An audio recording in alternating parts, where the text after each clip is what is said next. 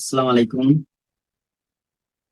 আমাদের আজকের ক্লাস হচ্ছে সবচেয়ে গুরুত্বপূর্ণ একটি ক্লাস, যে ক্লাসের মাধ্যমে আমরা দেখব আমরা অনেক সময় আমরা ভিডিও আপলোড ফেসবুকে, ইউটিউবে এবং ইনস্টাগ্রামে বিভিন্ন সোশ্যাল মিডিয়াতে আমরা আমাদের ভিডিও, ছবি আমরা আপলোড করতে পারি না। কারণ আমরা বিভিন্ন ভাবে আমরা ভিডিও ভিডিও করে ভিডিও আপলোড করতে পারি না। সেক্ষেত্রে আমরা দেখাবো কিভাবে আমরা ফ্রিতে কিভাবে ভিডিও ডাউনলোড করে সেখান থেকে আমরা ফেসবুকে, ইউটিউবে আমরা ভিডিও আপলোড দিতে পারি। এখান থেকে ভিডিও আপলোড করে ডাউনলোড করে ইউটিউবে অথবা ফেসবুকে আমরা যদি আপলোড করি, সেক্ষেত্রে আমাদের কোনো কপিরাইট দেখাবে না। পৃথিবীর সবচেয়ে টপ লেভেলের ওয়েবসাইটের কথা বলবো এবং দেখাবো, যেখান থেকে ফেসবুক এবং ইউটিউব বা অন্যান্য সোশ্যাল মিডিয়াতে আপলোড করলে কপিরাইট আসবে না। আমরা এখানে লিখবো আন ইউএন unpublish.com, ঠিক আছে, unpublish.com। unpublish.com এখানে যাওয়ার পর আমরা এখান থেকে কি করতে পারবো, আমরা যে কোনো ছবি ভিডিও আমরা আপলোড করে আমাদের বিভিন্ন সোশ্যাল মিডিয়াতে আমরা এটা আপলোড করে আমরা এটা দিতে পারবো, এতে কোনো কপিরাইট দেখাবে না। এরপর দ্বিতীয় যে ওয়েবসাইটের কথা আমি বলবো সেটা হচ্ছে ভি ভিআই vidovie.com, vidovie.net, ঠিক আছে, vidovie.net।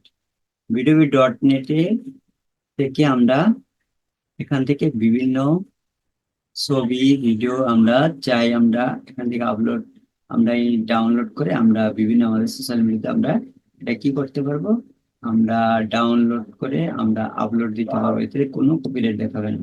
এরপরে তৃতীয় যে ওয়েবসাইট আছে সেটা ভিডিওজি.com, ভিডিওজি অথবা ভিডিওজি.com, ঠিক আছে। এই ওয়েবসাইট থেকে আমরা কি করতে পারবো, আমরা আমাদের ছবি পিকচার আমরা সব কিছুই আমরা এখান থেকে সার্চ দিয়ে আমাদের যেটা দরকার আমরা সেটা ভিডিও লিখলে ভিডিও আসবে, ঠিক আছে। ভিডিও লিখে আমরা সার্চ দিব, তখন এখান থেকে ভিডিও আসবে, ঠিক আছে। এরপরে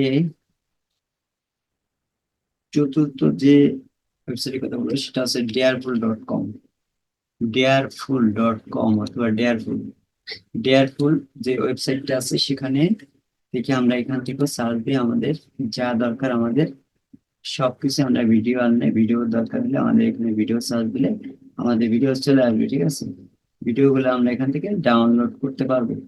এরপরে পঞ্চম যে ওয়েবসাইটটির কথা বলবো সেটা হচ্ছে পিকজেবো.com, পিকজেবো.com অথবা পিকজেবো, ঠিক আছে।